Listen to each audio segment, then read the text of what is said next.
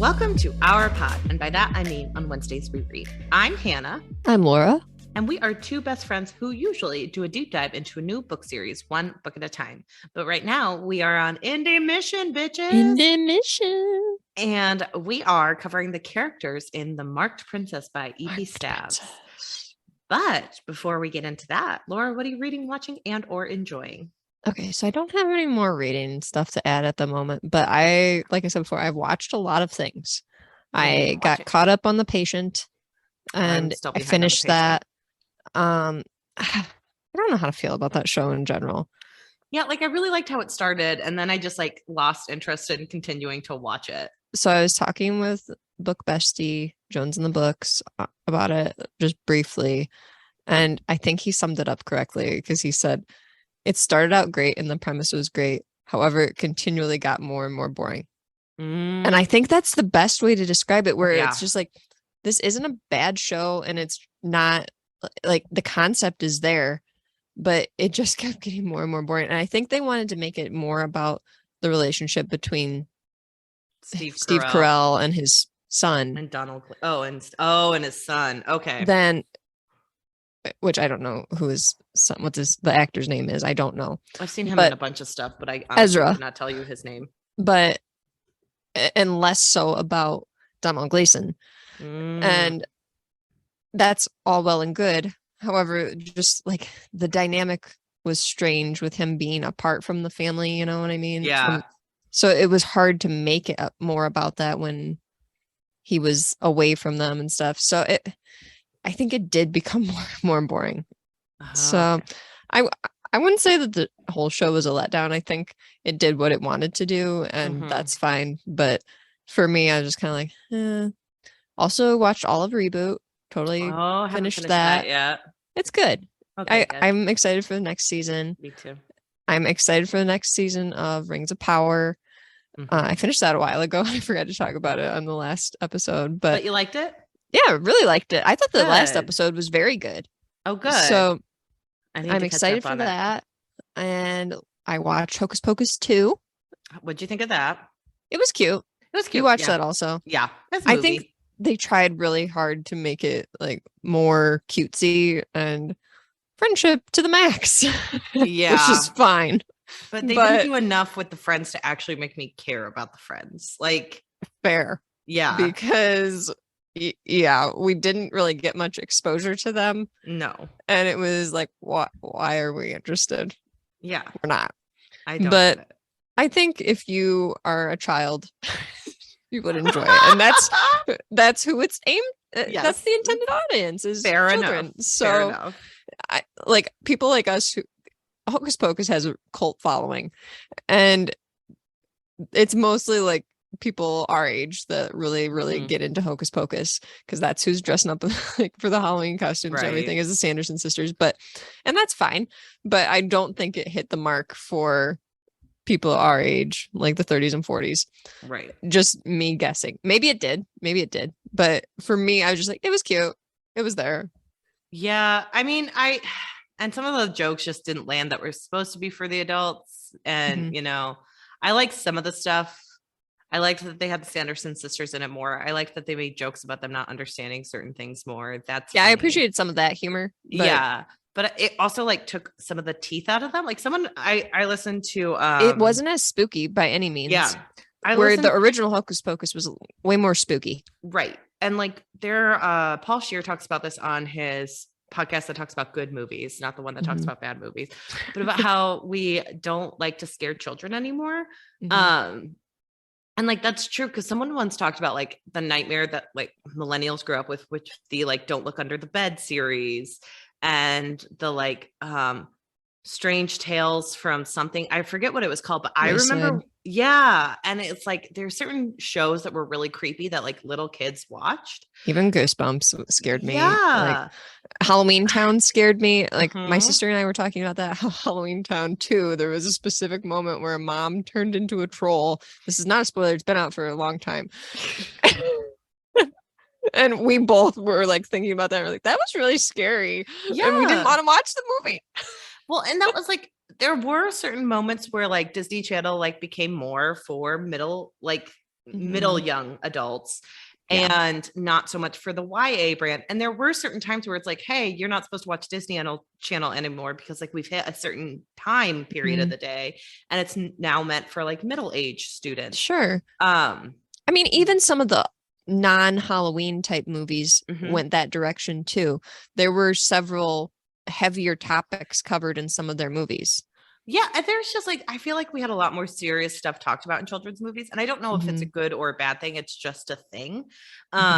Because like, I remember the shows I watched growing up, like had the most random, I remember watching this like Evan Rachel Wood movie called Can You Keep a Secret? I think I've talked about it on the podcast.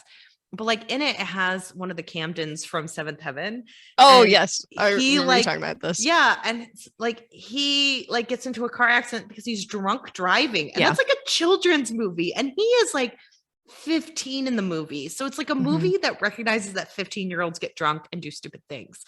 And it's like, that is pretty dark for children to watch. And we just don't mention those things when it comes to children's television anymore.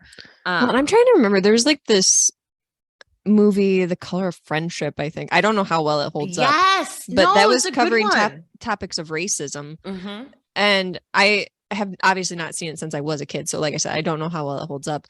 There was that one. There was one about Hanukkah, I believe. Yeah, there was one about Full Hanukkah. Court Miracle was that one. I do not know how well these hold up.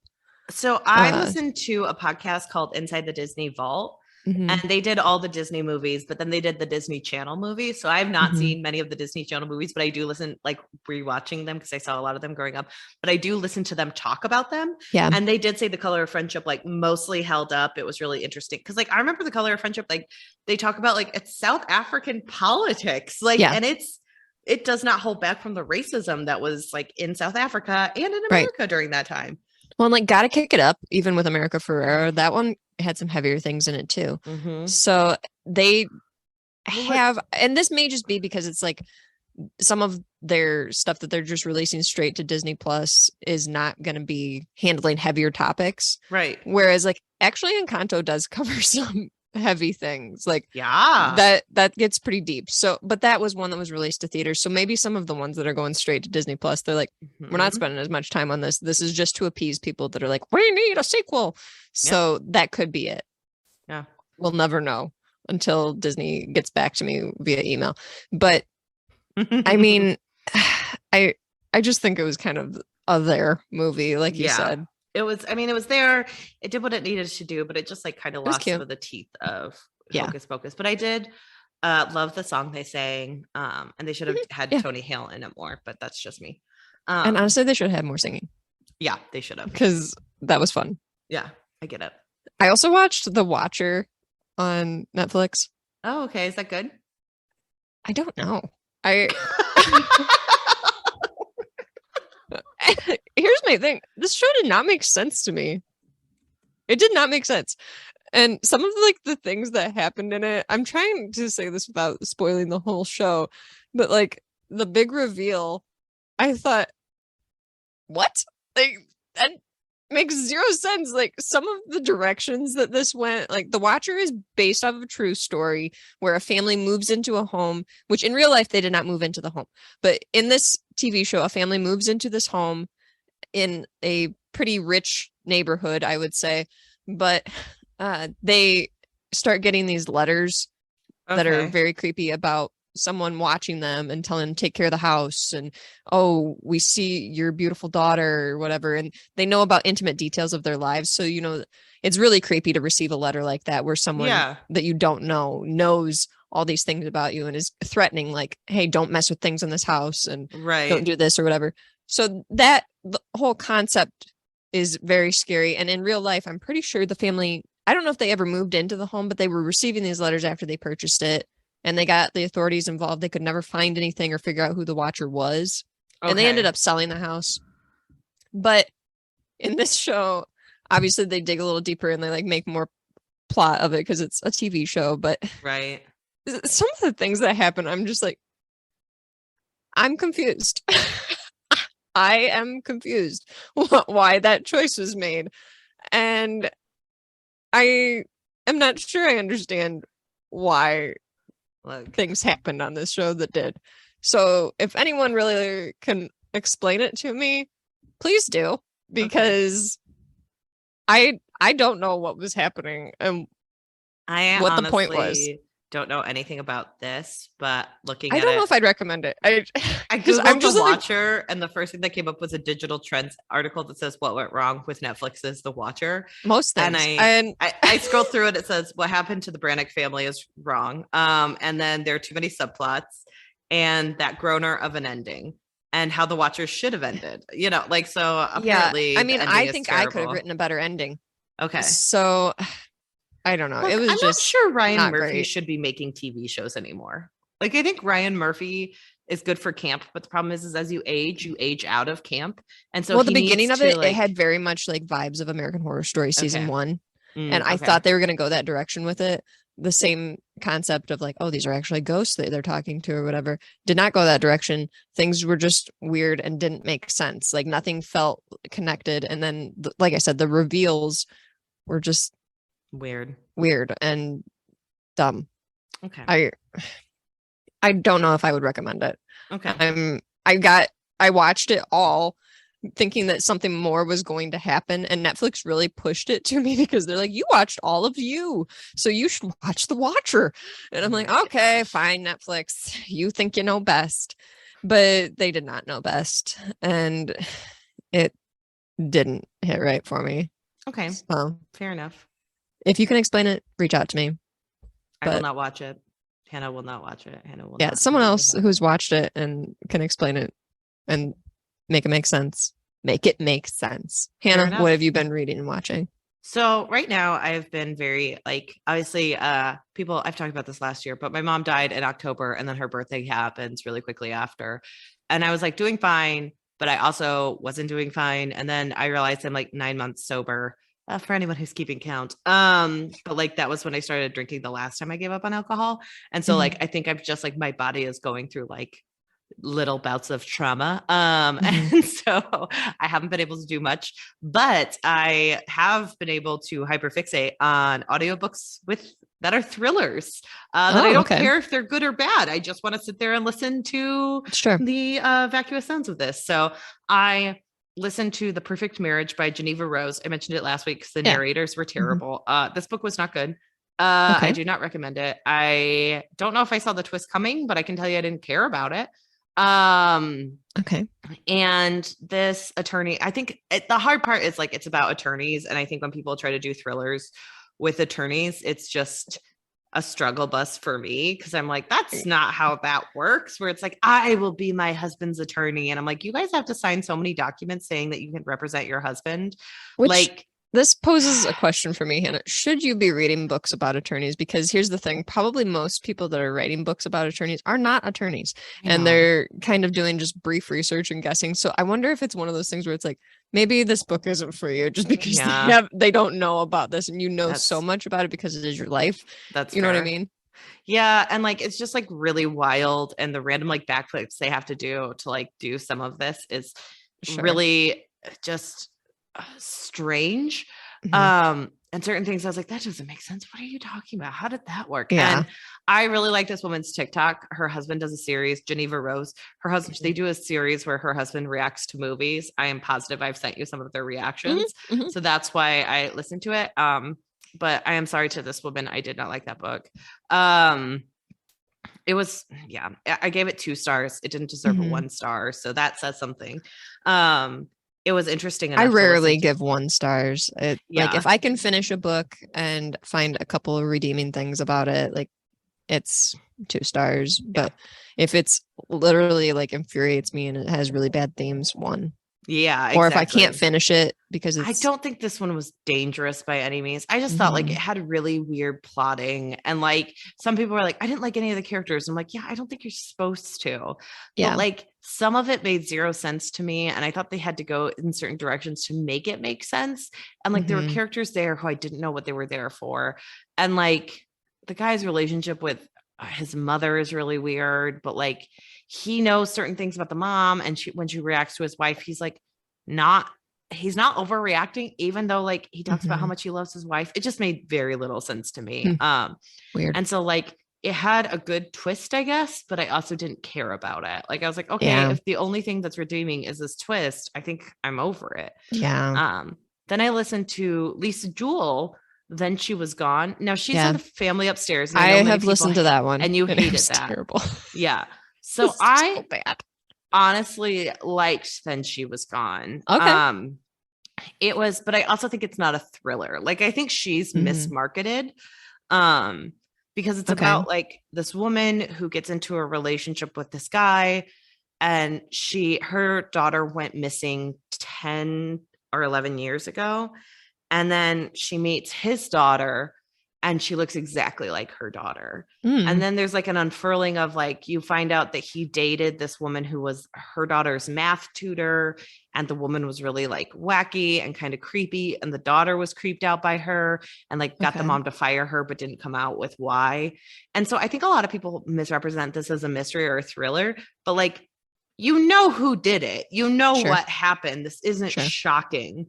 So like, it wasn't that, but like it's more about like psychologically watching people move with like mental health issues sometimes, you know, or like Mhm. a very creepy, you know, person who needs mental health help not get it and then like go to drastic measures to like keep someone in her life, you know. Mhm. So I thought it was more like that, which is why I enjoyed it more. Because it wasn't so much about like who did it, like, and that's what I don't Sure. like. And like I think it lost a point because at the end there was like a quote unquote twist.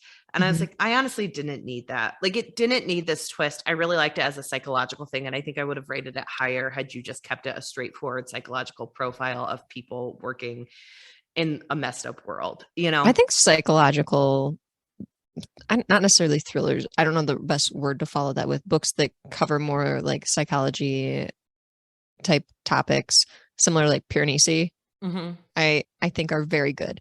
Right. But thrillers, I think, try to do this, or maybe just get thrown in that box and then it doesn't hit right for people. Well, I also think that like thrillers, we've like done thrillers a disservice because Mhm. for a long time, thrillers were like a much broader genre. But after Yeah. the Gone Girl of it all, there seems to be like a much smaller definition of what a thriller is supposed to Yeah. be, especially if it's women focused thrillers. Mhm. And technically, thrillers are a much bolder genre, but like you have different, like I think we do better with like subgenres, and we haven't identified good subgenres for thrillers because you Sure. have like, you have subgenres for romances. Why not have Mhm. subgenres for thriller? You know? Sure. And so I do think that we've done a disservice to thrillers by not focusing on Yeah. that. And too many people read this being like, well, it's not like Gone Girl. And I'm like, yeah, but it's like, I think a thriller is just supposed to make you feel unsettled. And this book is an unsettling novel. So it is a thriller in that capacity, but it's not like a whodunit or like, you know, jump scares and twists and Yeah. turns. So I think it's interesting you mentioned that though, that you don't really think that there are subgenres for it, because I'm thinking like of the books that I often see on Instagram that people are talking about, and it's usually like romance, fantasy, and thrillers. Like those are the three, the big three yeah. that people are always talking about. And I think that's so interesting that it's like, yeah, thrillers are maybe the most like misunderstood Yeah. I of don't think that we've all talked three of about them those. enough. Yeah. Because like within fantasy, even you have all these different subgenres where it's like, okay, well, that's YA fantasy, that's like fantasy romance Grim and dark, mhm, like, you know, high not, fantasy. That's yeah, historical retellings, those kinds of yeah. things. And yeah, I think we haven't done that as much with thrillers because we only have thrillers or mysteries, and they're Mhm. both kind of overlapping genres. So Yeah, because I feel like when I think of mystery, I think more like Agatha Christie, because it's like nothing's scaring me with this. It's just kind of like, oh, maybe I need to think about this a little bit to who did it. right. But nothing's really scaring me. Murder's already occurred. So Right. And like, but there are many more thrillers. Like I was just listening to Fiction Fans episode with mhm. Fantasy Files. Fantasy Files, and they did a Dean Koontz novel, and they're like, well, this is a Mhm. thriller. And I'm like, no, it is a thriller, but it's like a 90s version of a thriller. And we have changed that landscape so Sure. much that like, what is a thriller, you know? Mhm. So I would say that this is technically a thriller, but it's not a thriller in the way you and I define thrillers based on like our Bookstagram analysis. So sure. yeah, but I also I think that comparison to Gone Girl is kind of currently like the standard for people with thrillers, and I am guilty of this, of often comparing things to that like model, where it's like, where's the Gone Girl of it? And it's like, don't do that. But right at the same time, so many books are trying to hit that same vibe, and it just doesn't work. exactly. And then I also listened to Megan Miranda's Such a Quiet Place. That one was also, I liked it, but I think it's like a 2.5 stars that I rounded down to 2 because I don't have any good reason to round it up. She gets a lot of hype, so exactly. So it doesn't matter that I rated it at a 2. But it's like this girl got arrested for killing the neighbors next door, or this woman who was college age, and she gets out because like there was a police officer involved who like got her convicted, who lived in the neighborhood, and you find out he was like kind of messing with the evidence and telling people to withhold certain things.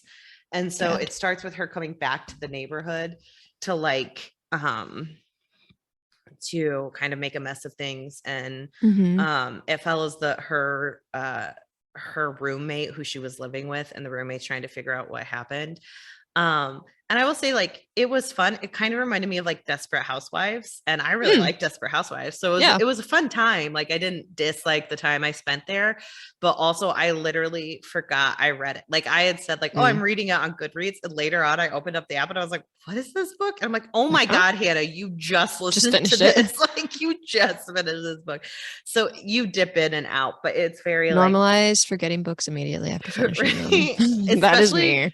Especially when you're reading them for what I'm doing, which is like, I needed something to pass the time. I wasn't like, I just needed something to listen to. And like, here's the thing. I saw this thing the other day, somebody, which a lot of people have been resharing this on Instagram, but it was a meme that said, of course I listen to audiobooks. What am I supposed to do? Listen to my own voice in my head? Right.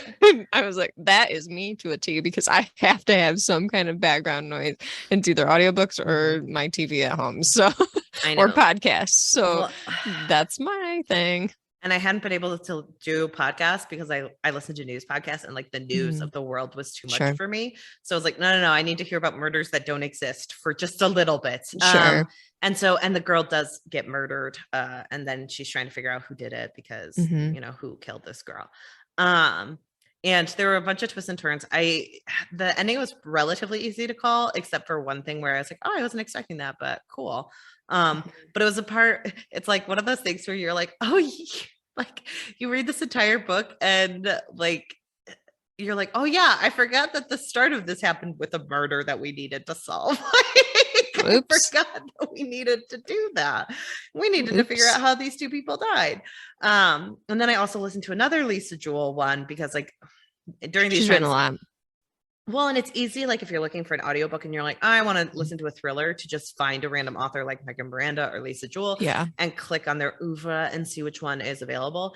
So I listened to the one called The House We Grew Up In, which again, I would not identify as a thriller, but it is a stark look at a woman who like everyone loves, but she's a hoarder. And it ends with like her daughter going to clean out her old home after the mom has passed away. And then you have these flashbacks about the history of their family growing up, what it's like to deal like psychologically as your mom deteriorates with this obsession. And like, it kind of goes through all the intricacies of the family. You hear the mom's POV from time to time as she like emails someone. So you hear like these flash in the pans things of like, I'm not talking to my middle daughter anymore, or I don't talk to this guy because I don't think he's good anymore. And then you find out what happened. It's a wee bit too long. And again, I didn't think Lisa Jewell stuck the landing at the end of it, just because some of the choices she made, I was like, why are you doing that? Like, come on, you didn't need to do this. And she definitely strikes me as like, like one of the white women who's one of the good ones, but maybe hasn't done a self-assessment. Like there were heavily fat phobic things that were never questioned. One of the daughters is a size 16 and she calls herself fat and her sister calls her fat. And by the way, size 16 is not fat. It's not like, it's a relatively normal size. Women in America, that's actually pretty much the average. So it was just kind of horribly fat phobic that made me lose a point. But I really thought it did a good look on like the anxiety and the mental health issues that come with hoarding. And like the obsession with things. And there are certain moments where people try to like intervene and the mom won't let them. And, it's just like, it's interesting. And so I would not curtail that as a thriller, but another psychological book. Do you ever watch that TV show Hoarders? No. I do. Not all the time, but I used to watch it a lot with one of my roommates in college, and she and I occasionally will still like watch an episode every now and then and like talk to each other about it. But that is a fascinating show, honestly. It is fascinating. And many of the people on that show who receive help, they end up relapsing and getting back into collecting again. And a lot of it stems from trauma that they start hoarding. And it could be anything. It's not always like abuse that you would think. Right. But it could be a myriad of things. But it's fascinating to see people try to bargain with the therapists who are trying to help them, kind of narrow it down. Like, look, you don't need like 5 pairs of the same shirt or 5 pairs of the same shoes. And they're like, well, what if I need it? It's fascinating the way that their minds work, how a lot of people have dealt with poverty in the past. So once they're out of poverty, then they try to collect things and prevent themselves from being in a situation that they would need clothes, because they'll have 7 sets of this thing or whatever. They always have things available to them. But it's really a fascinating show.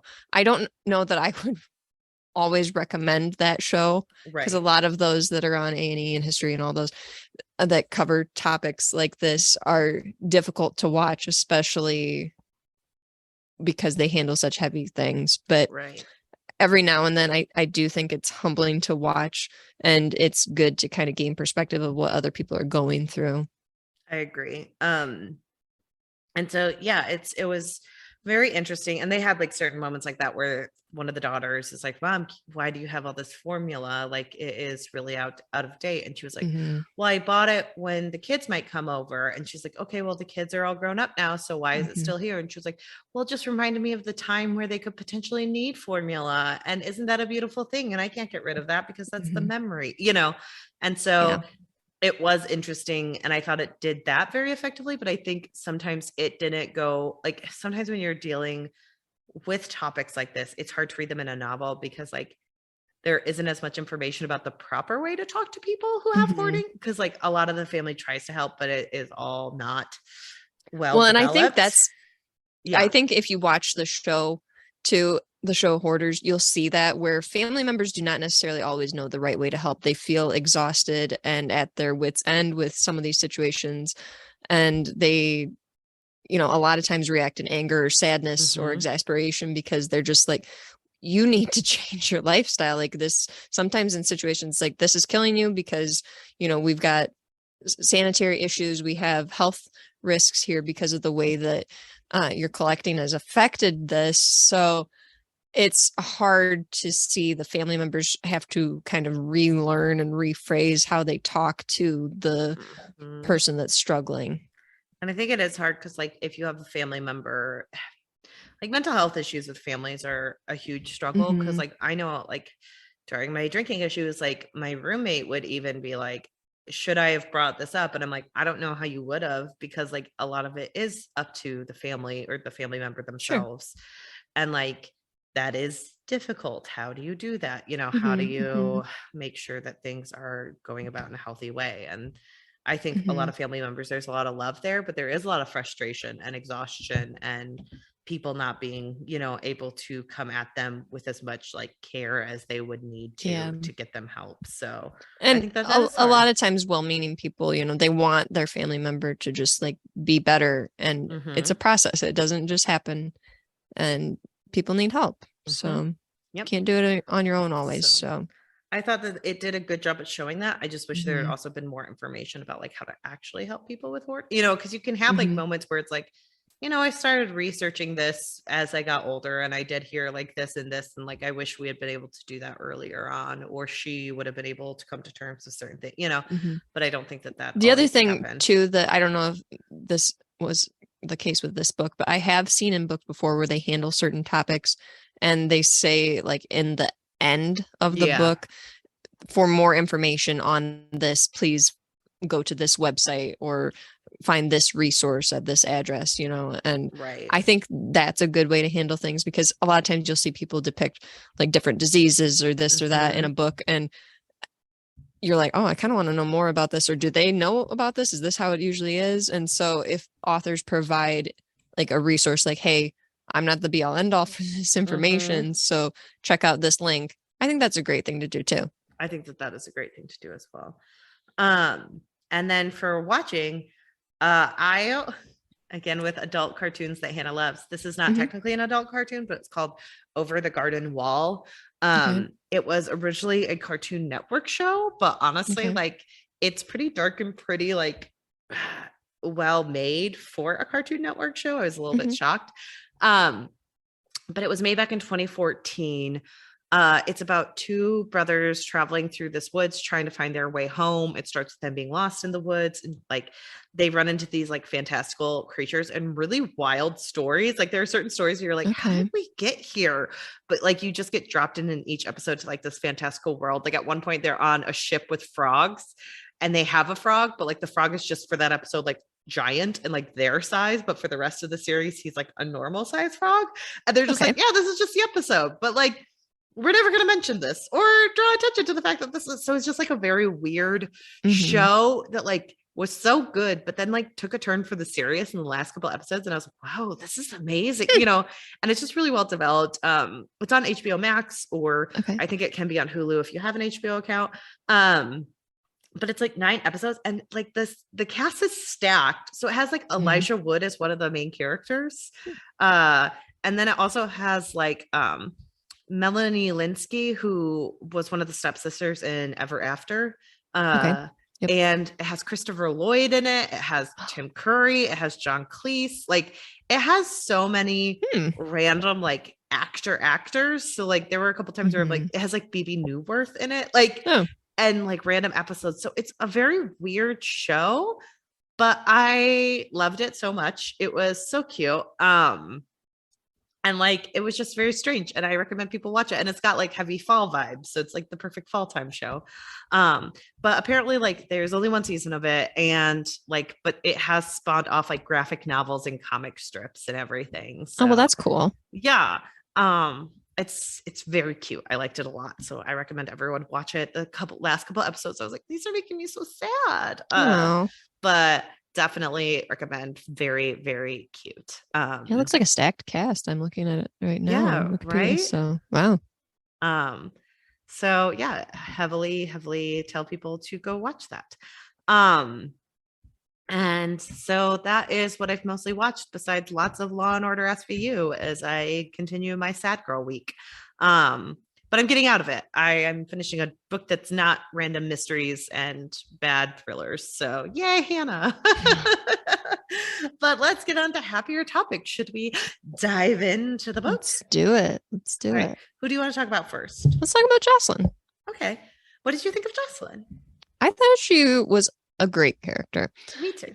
I really appreciate having a character that, kind of has those moments of self-reflection, where I think this is a character where it's like, oh yeah, we're supposed to like think she's a badass and she does this and she does that, but she often had moments where she was questioning herself, even in like interactions with like other characters. She was like, I'm so stupid for doing that, or I can't believe I couldn't do this, I'm supposed to be like this warrior and I can't even do this or that. And it's like, okay, you know what, you're not a superhero. Like, consider what you have to be up against. Like, you're doing great. So I really like, though, that she has that conscience and she's able to be humble in situations where it's not all just like, I'm the best. Because we do get that with a lot of main characters, especially I think this is a case with heroines where we see women and girls who are like tough people like this tend to take on that personality of like, I'm the best and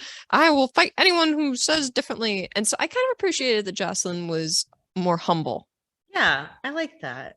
I really like Jocelyn. I thought she did a great job. I also really like that she is like a go-getter, but she's also willing to like accept that her life may not be the perfect picture of what she wants it to be. So like, and she's had a hard life. I mean, recently, she lost her mother and then recently lost her father, is dealing with a lot, and then throwing like the whole weight of her kingdom on her and everything. So it's tough.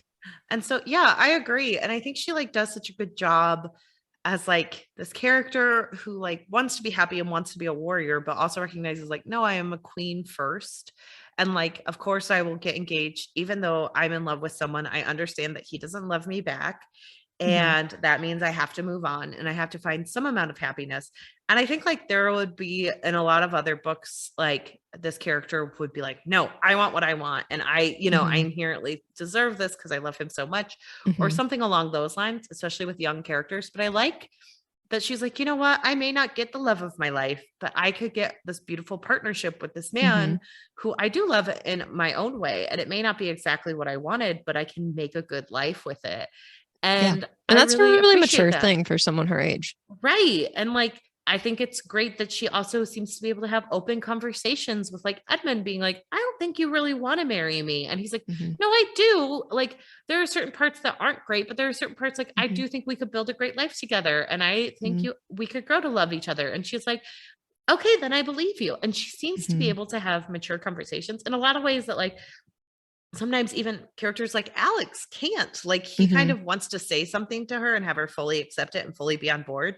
And she is more willing to be like, no, that's not the way the world works. So like Alex is like, well, I'm in love with you. You're in love with me. Isn't that good enough? And she's like, no, it's not. Like I got engaged. There is more to life than like what this is. And I can't just selfishly walk away from it for like happiness, because like happiness comes in many different forms and it can't just be the like goal of my life to like find this like huge love. And I'm glad she gets it in the end. Yeah. But she's even able to have like a mature conversation with like Edmund at the end of the book where she's like, you know what? I'm really in love with him. He is in love with me. I just don't think I can let that go. I don't think I could make you happy now.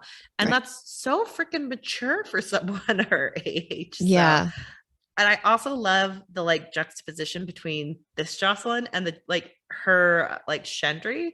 Like her cat is like so forceful and like this is so stupid.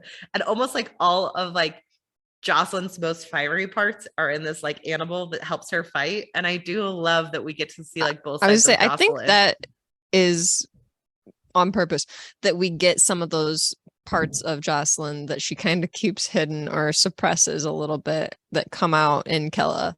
Yeah. And I just love that. I think that that's so fun. And it's such a unique way to show a character like that, to be like, okay, we're just going to have her cat be the one who's like yelling at everyone and being like, this is so stupid, or I want to kill everyone. And it's like, what did you think about?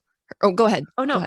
But like, I also think that that shows how good Jocelyn is, because sometimes she fears those parts of herself. Sure. Where she, like with the cat, like one of her first things she had to like assess was like the fact that the cat had the capability of killing people. And she felt such deep guilt for that.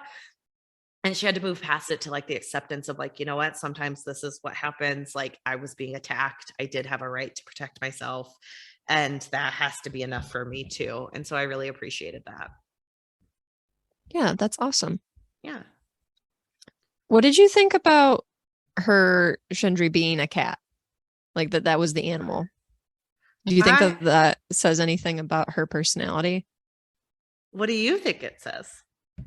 I mean, I know that like whenever people are talking about like, oh, this is my spirit animal, or this is the animal I relate to the most, people tend to put personalities on certain animals, and I think that it says a lot about Jocelyn that animal was a cat, because, cats are elusive. Cats, are known for being very smart, for being fierce. And I think they're loyal in their own way, but I think having it be a warrior, that was very fitting, that a large cat, would be her Shendry. I like that. I don't think I even thought much about it, honestly. Like I think I was like, oh, it's a wild cat. Like that's great. Like it can't be caged. Like she has these claw marks. But yeah. I was kind of thinking, because we know of 2 of the Shendry from this book, Lily and Jocelyn, and I was thinking that they're animals that are their Shendry, they kind of fit with the character. So we get kind of, Lily's a little more like bubbly and a little, she's likes to sing and things like that. So it made sense to me that like a songbird would be her Shendry animal. So I mean, it's really a phoenix, but she just hasn't let that out yet. She is. We're not there yet. She is a fiery woman. So that's wonderful. I just really liked this. I thought it was really nice. I really liked that she had the cat, and I really thought it made sense because you're right. Like cats are like supremely loyal beings, and they are also self-sufficient. And I do think a lot of Jocelyn wants to be self-sufficient. Yeah. And, make that difference. So what'd you think of Alex? I mean, I love Alex, but he's such like the broody, like main love interest where it's like they're both big and they both brood. Yeah. And I really liked that like he loved her so much. And I also liked that he was a character like Jocelyn beats herself up for not attaining what she already knows about herself. So like when she's a warrior, she has to like learn to accept like, okay, I'm a strong warrior and I can sometimes be put in harm's way and I can't control that.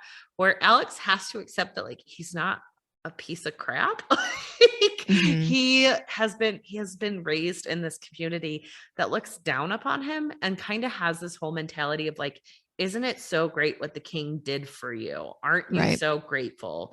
Don't you now have to have so much duty towards the king and the royal like family that like you have to listen to everything they say about you, even when it's really insulting. And you just have to sit down and take it. And like, because they didn't leave you out in the wilderness. Like, because they decided to feed a child.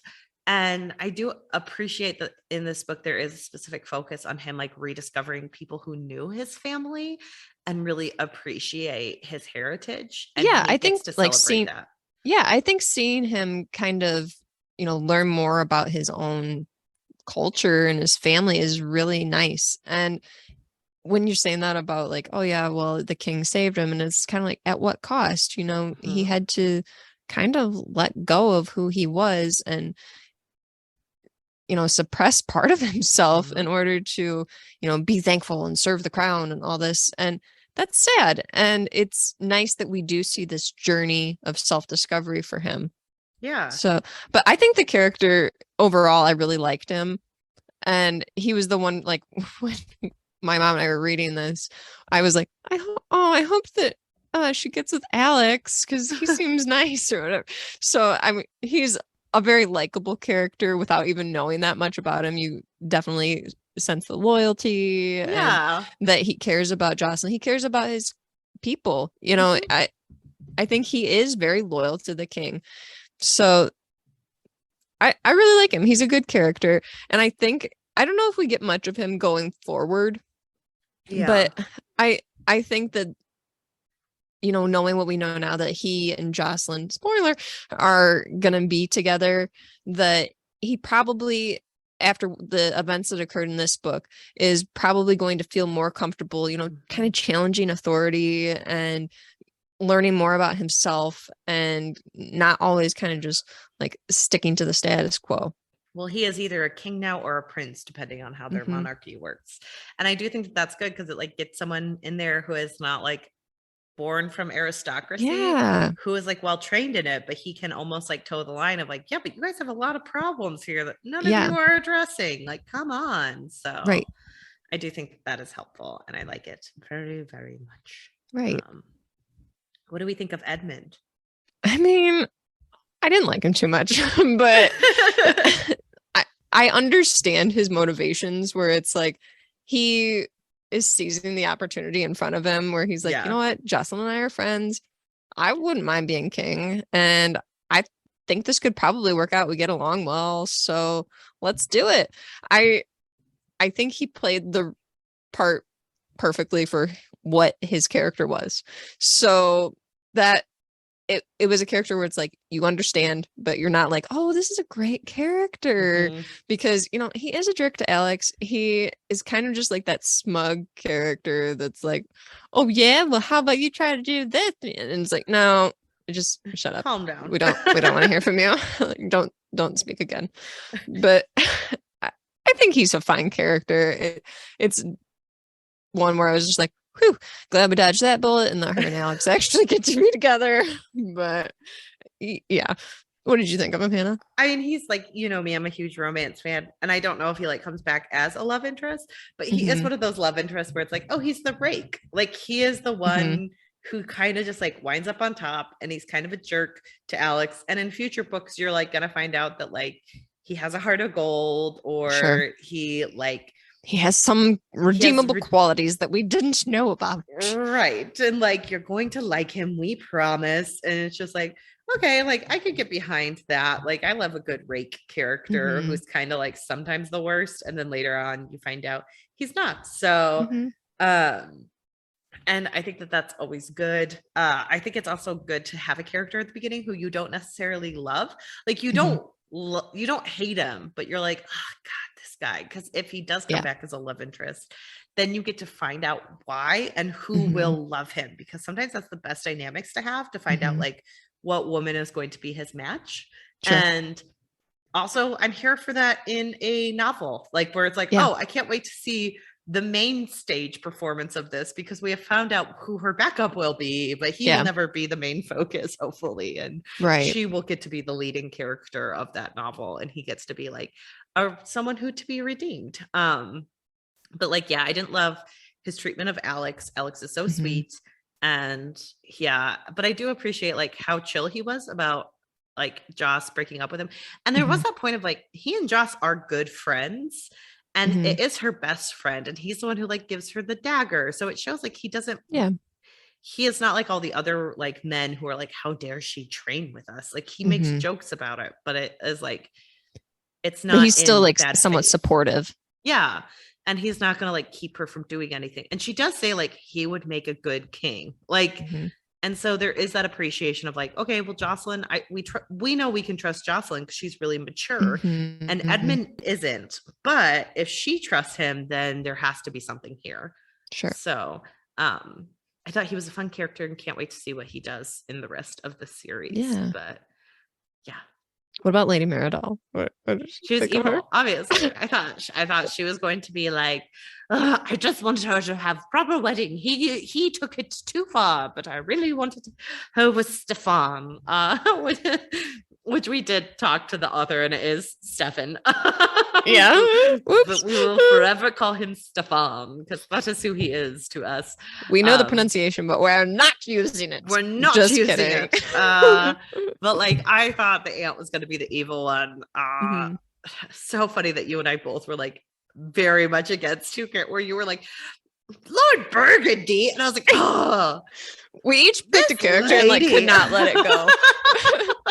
Like, you dropped her name, she seems important, I bet she's evil. And it's like, why? I think you and I are so used to that though from fantasy books, where like names are just kind of dropped, and then authors don't expect you to like think anything into it. Robert Jordan looking at you, and then all of a sudden they come back and play like a super important role. So I think you and I have like this tendency to like cling to a name and be like, that's gonna be a problem, and sometimes it's just not.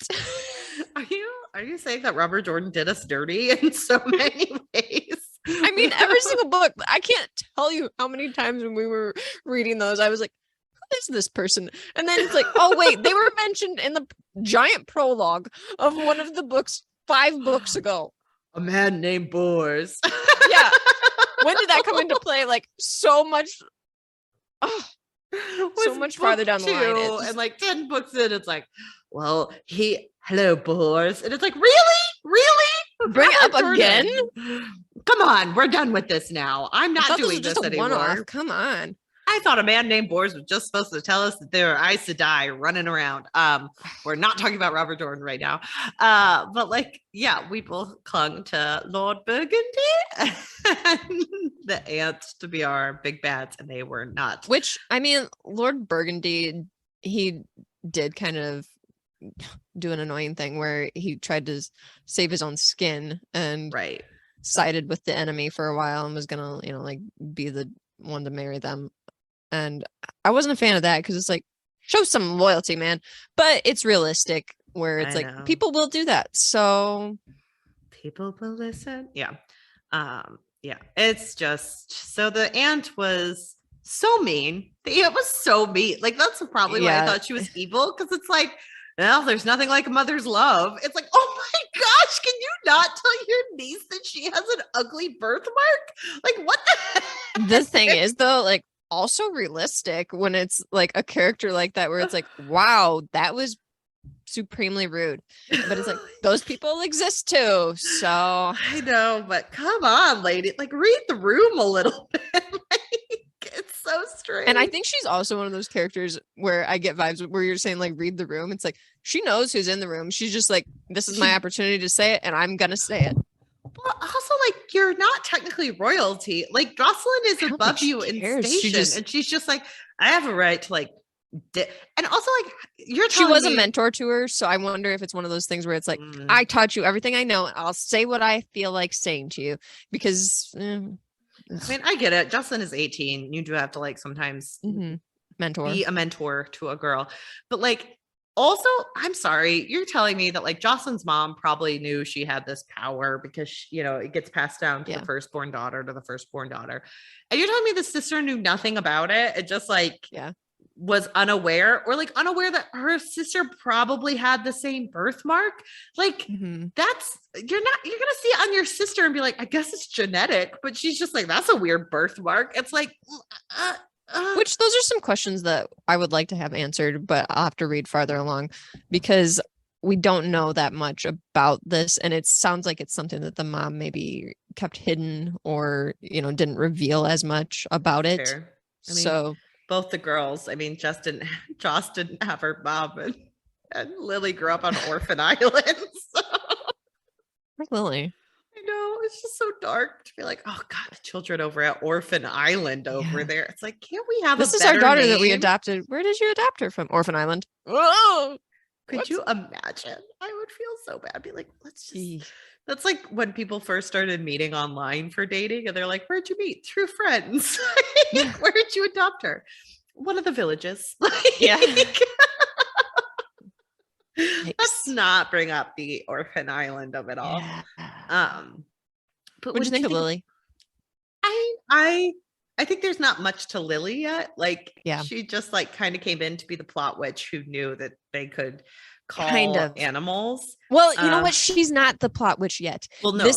This is the character, I think, that is the setup character for the series, where it's like we're introduced to her and then we get just a little snippet of information to become interested, where we get these words like Orphan Island, Phoenix, like ageless, and we're like, what? And then all of a sudden it's just like, nope, forget about that, we're not gonna talk about that, we got something else going on. Right. Like, but wait, I want to know a little bit more. I want to know about Orphan Island. There's a little bit more to know here.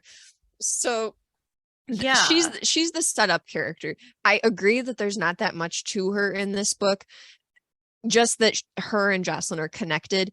I think obviously the next book is about her, right? So we're gonna get a lot more, but I think with her character, this book, she's just kind of like the bubbly character that they all kind of like, and they don't really know that much about. Like the other characters even think there's a lot of mystery surrounding her, because they're like, oh yeah, you know, she's a good healer and she sings and she has all these qualities about her, everybody loves her, and yet they're all kind of like baffled by those facts too, where they're like, oh, we don't really know that much about her, like we just kind of adopted her from this island, and yeah, she sings, she's like the best singer, like we don't know how she heals. Like, okay, I do like that she seems very capable too. Like she is like a character who's like, no, I know that I have this power, I don't know where it comes from, but like I've accepted it. I wish I had more to tell you, but this is the information I have as it stands, and so yeah, thanks, bye. Like, yeah. Also a humble character, Lily, where it's just like, oh yeah, like you're awesome in a lot of things, but okay, yeah, like maybe mention a couple of things that you're good at next time, you know, we're in battle and we could use you. Maybe believe in yourself enough to actually use your Phoenix. Yeah, I do like that. Like something Stavs does is she like has the characters not be fully capable yet, Sure. but but because the plot needs to happen in a specific way, she is able to utilize the sun goddess as a way to like have it like be able to use the cap, but you don't need to use all of Joss until she's ready. And then all of your energy. So you need to like, you need to do a lot of this, but you have those resources at your disposal. And I do like that there's almost like a teacher-student relationship where like she needs to be there at the end for Lily to use the Phoenix. So we know that like Lily will still be struggling with this in the next book. And there isn't like some Robert Jordan of it all where it's like Lily came in, was able to use the Phoenix, and then the next book is down to square zero again. It's like, no, there's a reason she's at square zero. Right. She doesn't believe in herself as much. She is a lot more timid. So like it makes sense that it is a songbird and she needs I'm a peacock. Or she's a what is it? I'm a Phoenix. I'm a Phoenix. You gotta let me fly. No, what's the do you remember the movie The Other Guys with Will Ferrell and Mark Wahlberg? And he goes, I'm a peacock. You gotta let me fly. And he's like, peacocks don't fly. That's like he keeps screaming, I'm a peacock. You gotta let me fly. And finally, the chief of police is like, peacocks don't fly. That's not how this works. They're kind of like chickens where they can go just like a short distance up in the air and then they're done. I know the amount of The Other Guys quotes that I used to quote at our friend Bobby was astronomical because we watched it. So we'd often say, I'm a peacock, you gotta let me fly. And then there was also a joke where he was like, if I were a lion and you were a tuna, I would swim out into the ocean and eat you. I would even go outside my food chain. I hate you so much. And Will Ferrell goes on like a long stretch where he's like, yeah, cats hate water. That's a horrible analogy. Cats would never swim out into the ocean. But me as a tuna, I'm a smart group. I could make some seaweed like breathing apparatuses. We couldn't be out for long, but an hour, 2 hours tops. Yeah, and we could hunt you down. So that is a misguided sorry. It's a good movie. It's funny. So you haven't memorized. I really enjoyed that movie. I watched it with one of the guys from my old job at the cafe I worked at, and he and I would constantly make jokes about that movie because we did enjoy it. It's very random. Some of it does not hold up, but lots of it hold up. Will Ferrell's character is married to Eva Longoria. I was gonna say, that's the only, not Eva Longoria, Eva Mendes, right? Eva Mendes, yes, you're that's right. The only thing I remember about that is that she like loves him gorgeous so much. Nobody can figure out like why the two of them are married. And it's hilarious. And then he was like, this is the bad part, but it was funny to me. As I'm remembering Will Ferrell like yell at her, be like, Gator always gets his way or whatever. I can't even remember. Oh yeah, because but that does not hold up well. That does not hold up well. But like he always is like, Sheila, you look disgusting. And she's like, I'm so sorry, I just worked out. And she looks amazing all the time. And then there was another woman who was in love with Will Ferrell's character. And Mark Wahlberg was like, how do you keep pulling these hot women? What is it about you? And then, oh God, there's a joke where Mark Wahlberg knows how to do ballet because he learned how to do it so he could make fun of other men who knew how to do it. But Will Ferrell's character was like, that was so beautiful. You did that for a joke? Oh God, I don't know why I liked that movie so much, but I did. But anyway, yeah, she's a peacock. You got to let her fly, and Lily hasn't learned to fly yet. So, what'd you think of her other family members? I honestly couldn't keep track of which one was which. That is on me. The sisters didn't have much of a differentiation for me to learn who was sure. Who. I think they're supportive, and I do like that they, you mentioned this previously, that when they saw Alex like all like cut up and trying to help Jocelyn, they're like, hey, what are you doing to that girl? And I think they're very supportive, and they're the type of family that looks out for each other. I really appreciate that they took them in, that they were trying to help Alex learn more about himself and all that. But yeah, there wasn't much to the family members. Even the dad, he's a supportive dad of daughters, but there's not that much there to him. Right. I agree. They were very supportive. I do like that. You do have that. I'm happy for them. And we also get a supportive dad in Jocelyn's dad too, who, he gives her a voice. He wants her to be able to, you know, have a seat at the table, and it doesn't stop her because he doesn't stop her because she's a woman. She gets to be able to do these things, and she gets to have some agency where she's able to, you know, have a say in who she wants to marry and everything. So I appreciated that. Unfortunately, he is killed by Stefan. Stefan. Come on, man. I know. I do like that he's supportive of her. Well, he also has his flaws, and I do think she will be probably a better ruler because she seems a little bit more forgiving in many areas. But I also like that he wasn't just a dad who was like, no, princesses should have their place. A woman's place is on the throne. So we love a supportive dad. I wish we had more moms because mom characters are often just dead. But here's my thing. Why do we not have many YA books where there are parents? Oh, well, we've talked about this before. Where it's because they can't do I know that they're usually like at boarding school or something, but I'm wondering, like, isn't there a way around this where we could have some parental involvement? I know. You know what I mean? I've been reading the Percy Jackson books, and like Percy's mom is still around, but Percy goes off to camp, which is similar to boarding school, you know, where he's gone and everything, but he still loves his mom and they communicate and everything. So I don't know. I just feel like, and obviously his mom is not a major player, but I feel like, aren't there ways that we can write middle grade books? It's mostly fantasy too, I'm thinking of, that doesn't have parental involvement, but there's a lot of death of parents. And I'm wondering, like, maybe I need to write some books where parents are around. I was also listening to the Shit She Read podcast, which we have been on before. Listen to that episode of us.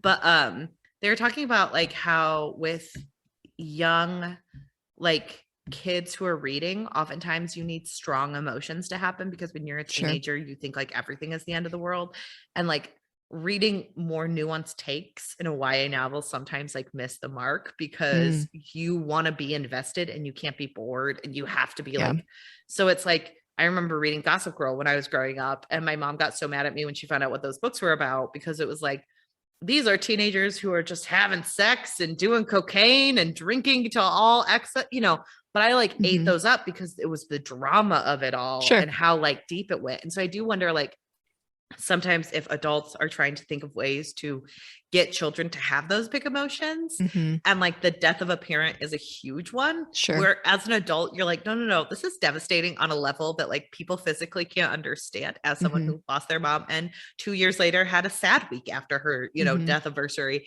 So like we learned that like sadness and grief is not something to glorify, but as a child it makes sense to glorify that because it's just such a big emotion that you're like, of course you'd be dead, but it's the drama of it all. And I do think that YA can be a little bit more dramatic. I think that I think you probably hit it, where it's like that's something that people, like kids, connect to, and they're like, there's the drama, where similar to how we say with like white women love a thriller, you know, because you know, that is for most of us not our typical life. Exactly. But well, it's kind of like our catnip. But you learn the realities of it, it stops being fun. Because like to this day, if I honestly cannot consume anything that is dramatizing false or like innocent people who get convicted for a crime they did not commit. I honestly can't watch it. I can't interact with it. Like it makes me physically ill on a level that I can't describe. And I think like once you actually feel the trauma of something, it stops being like, ooh, this is so good. Like sure. Yeah. So it's complicated. But and that's how I feel about like the Watcher series you brought up, where it's like, isn't it a little icky that like that happened to a family and they just like dramatized it to this like wild I mean, they point? had to have sold the rights. So yeah, I don't know. That series is something else. But what other characters do we have here that we've forgotten? Do we want to talk about Stefan?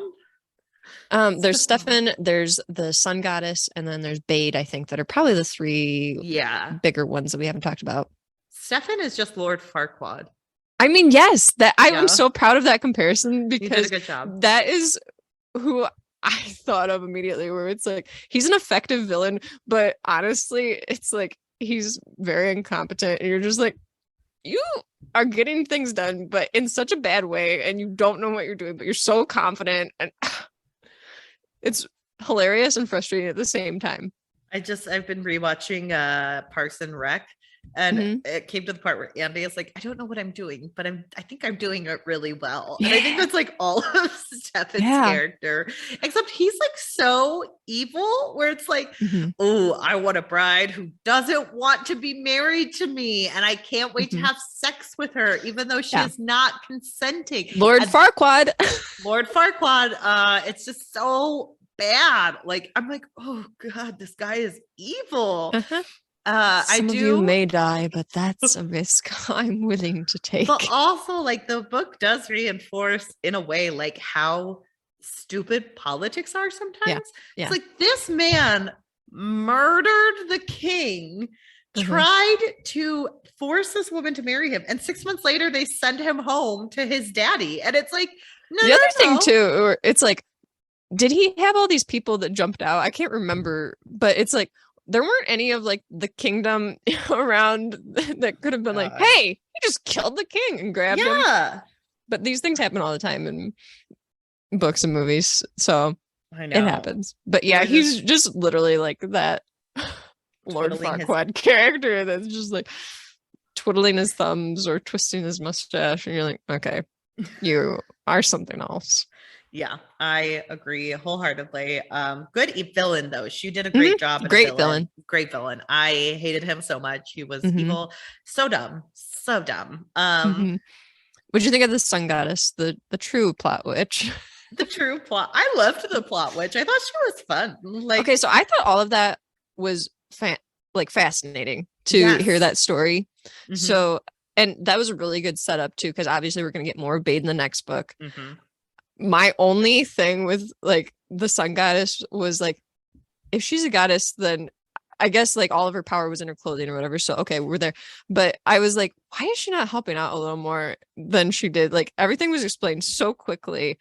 And then she had her powers. And I was like, was it that fast? Like, I needed a little more there. I feel like we need like a little bit more rules to the world. Like, the sun goddess is not allowed to intervene because her, like, as a goddess, she can only intervene to the extent of like what she has given them, and she can't go farther than that. So like she can use the extension of like what her clothing has done, but she cannot interfere with the lives of humans or anything. And we need a little bit more parameters. But this is the first novel EP Stavs has ever written, so like also lots of first-time novelists like have these issues. So I think that is definitely a nit where it's like we need better rules for this. But I do like her a lot. I thought she was fun. I thought her description was really cool. And I loved that she was able to show Jocelyn a television episode of the history of her. And basically like, and the sun. Let me put this into your mind. But I liked her. I thought she was a fun plot witch. I thought she was kind of perfect for scene setting. And I like how she I really enjoy how she set up the fantasy of it all, because like to this point, all we know is like Shadowcat and Songbird, and like we get to hear so much context through her that I really enjoy. And she brought us to the big bad, Bade. Who we don't know too much about, but I am fascinated with this college graduate. That to me was the detail where I was like, he went to college? Well, we love an educated villain lore. I said it last time, I'll say it again. Chem 101 was the beginning of my villain era, so it must have been Bade's as well. Bade's found out about the student loan structure of the world and just like, nope, we're not doing this anymore. Oh my gosh. It's so funny though that it's like, you know what?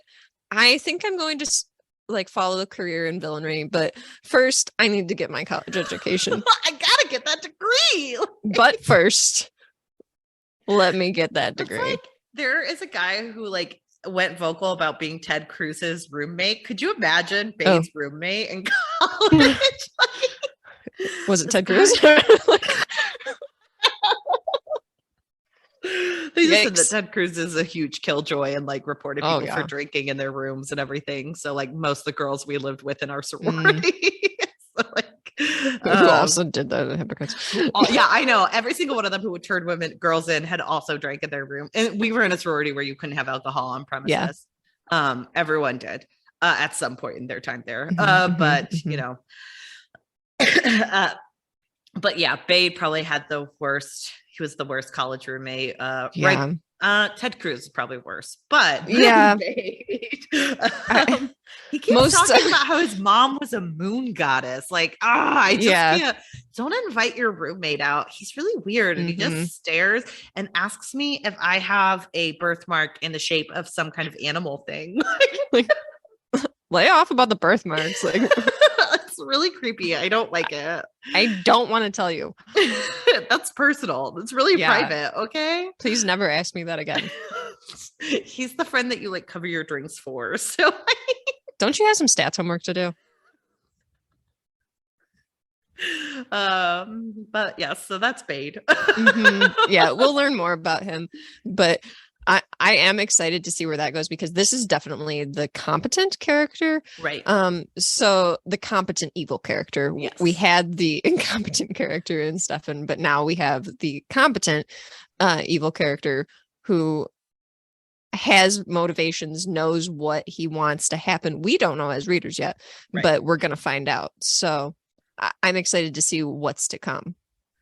I am very excited to see what's to come. I really want to read the next couple books. I think they will be good. Yes. Can't wait to see where we go with these.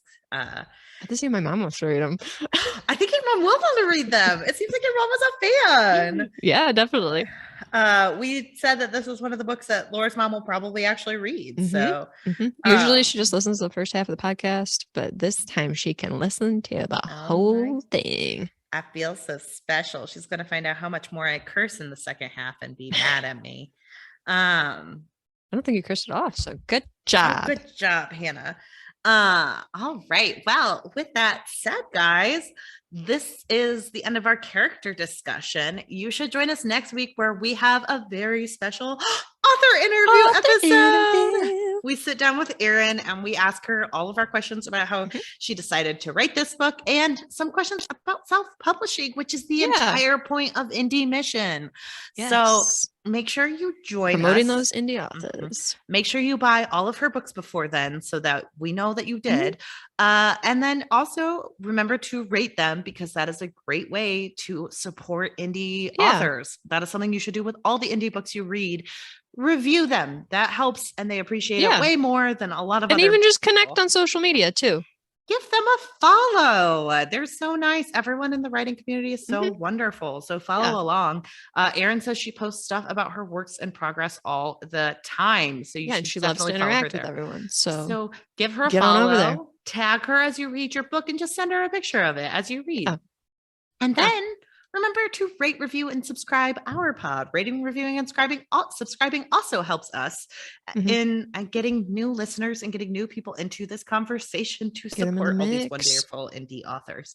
And remember to follow us at Our Pod. That's OWWR Pod on Twitter and Instagram, or go to ourpod.com to read our blog. We have some great backlog reviews, and I think we're working towards making sure we get a few more up there for everyone to read. We're kind of working at it. We're working at it. Like I said, October is a hard month for me. I'm getting better. And so make sure you're also taking care of you guys, because that's also important. So make sure you look there for our future content and look at our reading schedule, because it has been updated through the end of the year. So we have all of that and more coming down the line, and we're really excited. Email. Yes, send us an email at ourpod@gmail.com if you have books you think we should be considering, because Laura and I are going to be doing a competition for picking season 4 where we pitch certain ones. So if you really want us to pitch one, send us an email, and I'm more likely to pitch it than she is. I'm not going to lie, but I might pitch it for you. If you wanted to direct one to either of us, like, you can find us on, I have a different Twitter. The Our Pod Twitter is run by Hannah. My Twitter is my pod with 3 Y's. And then you can find Hannah at brews.and.books on Instagram, or you can find me at Good Books Great Goats on Instagram. Yes. And so you should definitely send us, if you think that there is a series that one of us would really love, pitch it to us.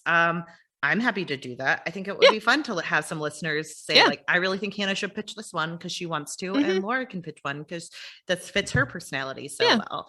So make sure I would love to see what people would want us to pitch too.